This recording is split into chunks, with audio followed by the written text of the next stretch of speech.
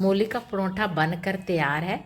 अगर आप इस तरीके से परोंठे बनाते हो तो परोंठा है जो वो बेलते समय बिल्कुल भी, आप चाहे चकले पे बेलते हो या फर्श पे, तो बिल्कुल भी नहीं चिपकेगा। मूली का परोंठा और साथ में मक्खन हो तो खाने में बहुत ही अच्छा लगता है। तो परोंठे हैं जो वो मक्खन के साथ ही अच्छे लगते हैं। तो जैसे सर्दियां हैं तो परोंठे डाइजेस्ट भी जल्दी हो जाते हैं। आप सब ठीक होंगे। तो हम रेसिपी बनाने के लिए किचन में आ गए हैं। तो यहाँ हम आज मूली वाले परोंठे बनाएंगे। सर्दियाँ शुरू हो गई हैं और मूली है वो भी फ्रेश आ रही है। मूलियों का सीज़न है। तो मैंने यहाँ 5 मूली ली थी। मूली को मैंने अच्छे से धो लिया था। मूली का छिलका उतार कर उनको कद्दूकस कर लिया है। मैंने मोटे वाली साइड से कद्दूकस किया है थोड़ा, क्योंकि जब हम बारीक वाली साइड से कद्दूकस करते हैं तो ज़्यादा बारीक मूलियाँ हो जाती हैं, इसलिए हमने मोटे वाली साइड से ही इसे कद्दूकस किया है। तो यहाँ मैंने 7 से 8 हरी मिर्च लिए, कुछ मैंने हरा धनिया लिया। आप अपने हिसाब से ले सकते हो मूली, जितने भी आपको परोंठे बनाने हैं। अगर आप मेरे चैनल पर नए हो तो चैनल को सब्सक्राइब करें, वीडियो को लाइक शेयर करें और वीडियो को शुरू से लास्ट तक ज़रूर देखें। जब हम पूरी वीडियो देखते हैं तभी हमें रेसिपी की समझ आती है। परोंठे तो हर कोई बनाता है, हर किसी के बनाने के अलग अलग तरीके होते हैं। अब हमने कद्दूकस की हुई मूलियों में से सारा पानी निकाल लेना है। हमने अच्छे से दोनों हाथों से दबाव से पानी अच्छे से मूलियों को निचोड़ लेना है कि मूलियों के अंदर जो भी पानी है वो सारा अच्छे से निकल जाए। तो हम मूलियों को निचोड़ निचोड़ कर एक बाउल में डालते जा रहे हैं। तो हमने दबा दबा कर पानी निकाल लेना है मूलियों में से।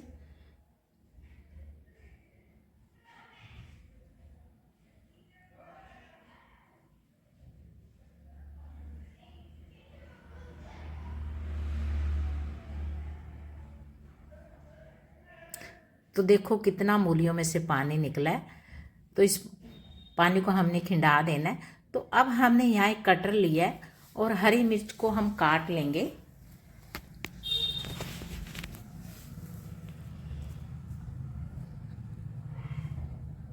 क्योंकि जब हम हाथ से हरी मिर्च को काटते हैं तो कई बार कड़वी हरी मिर्च होती है और वो हाथों को बहुत लगती है, तो इसलिए हम कटर से काट लेते हैं। तो हमने धनिए को भी कटर से काट लेना है, जल्दी कट जाता है। आप चाकू से भी काट सकते हो धनिए को।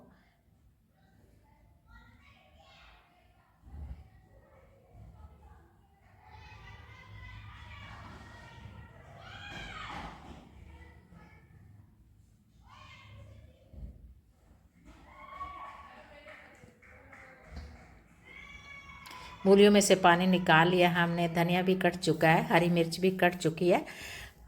तो यहाँ हमने कढ़ाई ली है। मूलियों को हमने रोस्ट करना है, पकाना है। तो हमने 1 चम्मच इसमें देसी घी डाला है। घी गर्म हो चुका है तो अब हम हरी मिर्च डाल देंगे। हरी मिर्च को भी हमने थोड़ा सा रोस्ट करना है। 1-2 मिनट के लिए हम हरी मिर्च को पकाएंगे।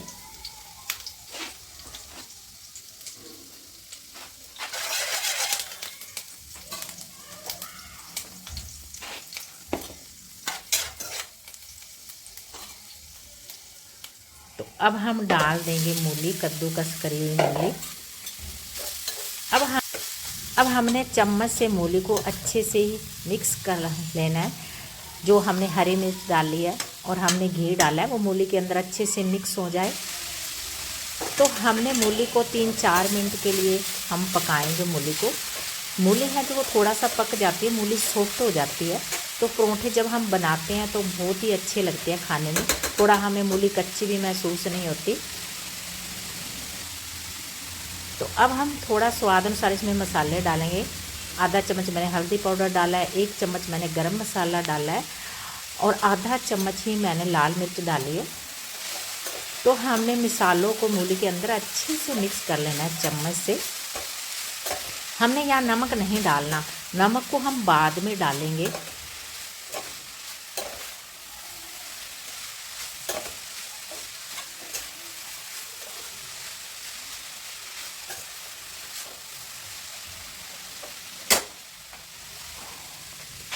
तो मसाले को हमने मूली के अंदर अच्छे से मिक्स कर लिया। तो अब हमने मूली को हिला लेना है।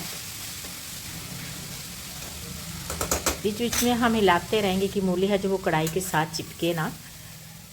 तो मूली है जो बनकर तैयार हो चुकी है, मूली सॉफ्ट हो चुकी है। तो अब हम गैस को बंद कर देंगे और अब हम डाल देंगे इसमें हरा धनिया। हरा धनिया जब हम मूली के अंदर डालते हैं तो परोंठे हैं वो थोड़ा वो भी टेस्टी बनते हैं। तो धनिया को भी हमने अच्छे से मूली में मिक्स कर लेना है।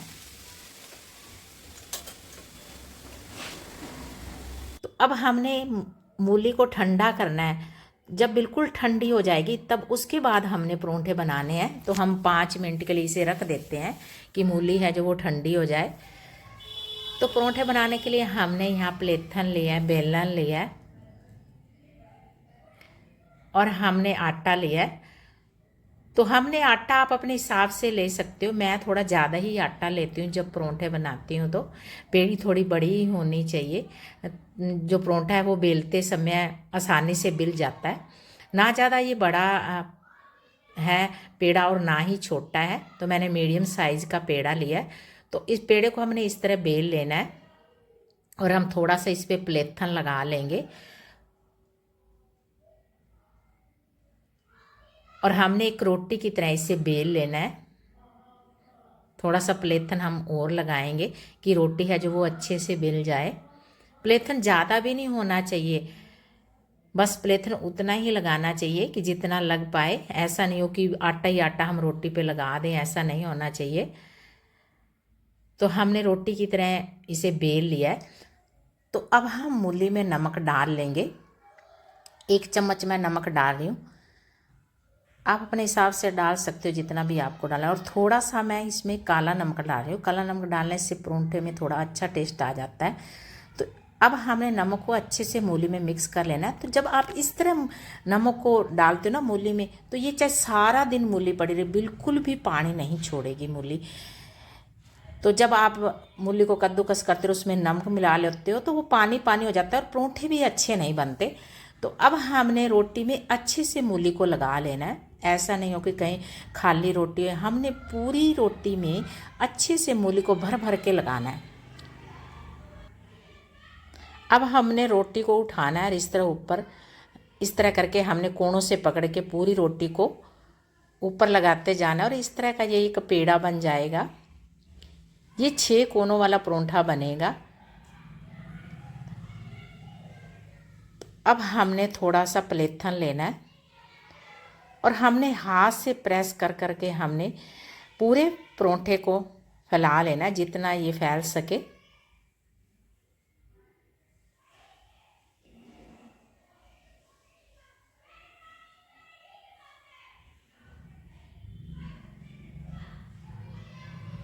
अगर आप इस तरीके से परोंठे बनाते हो तो परोंठा है जो वो स्लैब के साथ भी नहीं चिपकता। तो अब हम ये थोड़ा सा मोटा लग रहा है तो हम इसे बेलन से बेल लेंगे जितना भी ये बेला जाए। परोंठा पतला ना पतला होना चाहिए और ना ही मोटा होना चाहिए। तो बढ़िया सा परोंठा हमने बेलना है।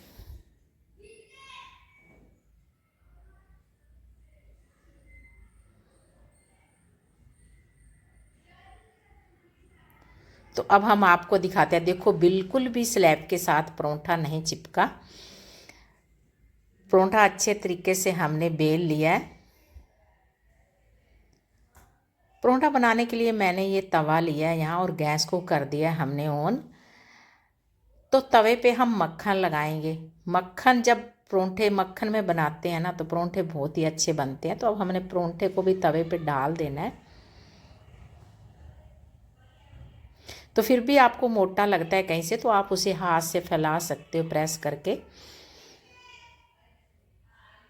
एक तरफ से परोंठा है वो सिक चुका है तो हमने इसे पलटे से पलट लेना है।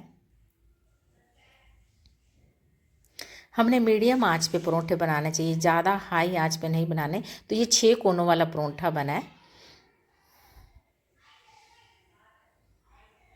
तो अब हमने दूसरी तरफ से इसे पलट लेना है।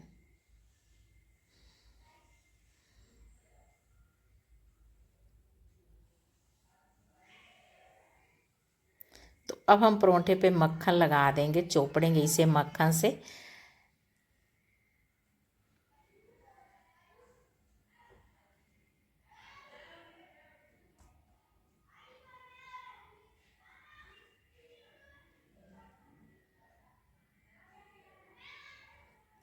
अब हम परोंठे को पलट लेंगे।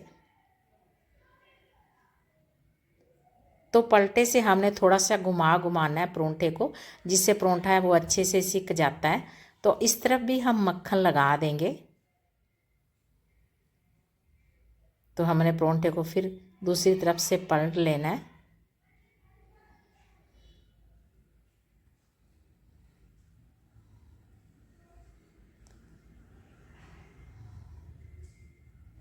परोंठा कहीं से भी कच्चा नहीं होना चाहिए, परोंठा अच्छे से सिका हुआ होना चाहिए। तो मूली का परोंठा है जो वो बनकर तैयार है। तो अब हम इसे एक प्लेट में सर्व कर लेंगे।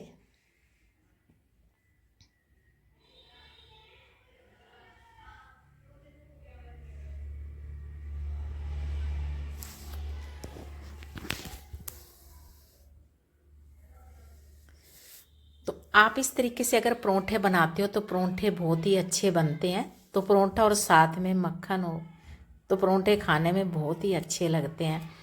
तो देखो पूरे परोंठे में मूली है, कहीं से भी परोंठा खाली नहीं है। ऐसा नहीं है कि कहीं आटा होना चाहिए और कहीं मूली होनी चाहिए, तो पूरे परोंठे में अच्छे से मूली होनी चाहिए। मेरा बेटा तो बहुत पसंद करता है मूली के परोंठे को।